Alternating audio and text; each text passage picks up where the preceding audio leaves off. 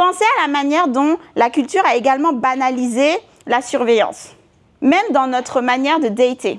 Lorsqu'on fait des blagues sur le fait que « Oh, moi, ma meilleure amie, c'est une agent du FBI. Donne-lui n'importe quel nom, elle vous trouve son profil. » C'est drôle, mais c'est de la surveillance. C'est chercher des informations sur quelqu'un.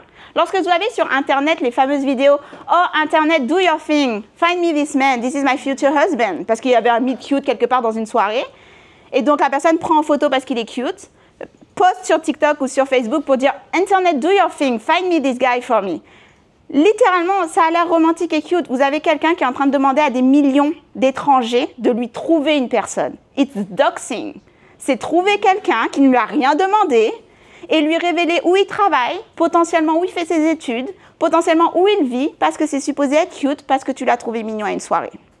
Donc même dans notre comportement de tous les jours, on nous habitue à l'idée d'utiliser les outils qu'il y a à notre portée pour lancer une chasse à l'homme.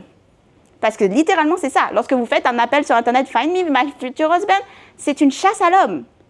C'est une banalisation de la surveillance. C'est une banalisation d'avoir accès à des informations d'étrangers qui n'ont pas consenti.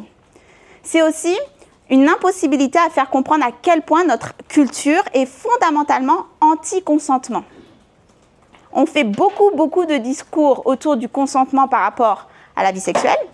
Et encore, la manière dont on fait des discours autour du consentement à la vie sexuelle est très réducteur. Comme le fait qu'on fait un focus sur no means no and yes means yes. Et s'il n'y a pas de yes, c'est no. C'est bien trop réducteur. Bien trop réducteur. Le consentement ne peut pas être uniquement verbal. D'accord? Ça ignore royalement les milliards de façons dont on peut donner notre consentement ou le retirer. Quelqu'un peut vous dire oui et tout son corps est en train de vous dire non. Et vous l'ignorez. Il y a eu un consentement verbal. Il y a bête. Rien qu'à son attitude, on voit bien que la personne n'a pas consenti. Comme elle, littéralement, il faut lire les signes. Le consentement est beaucoup plus large que ça. Le consentement n'est pas figé.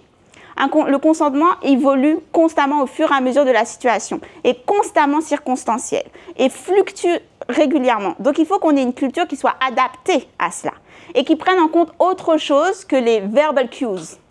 Verbal cues ne prennent pas en compte également les personnes qui ont des difficultés à utiliser le verbal. Donc, on a déjà une culture qui, d'un point de vue sexuel, où c'est le seul domaine où on parle de consentement, le réduit fondamentalement.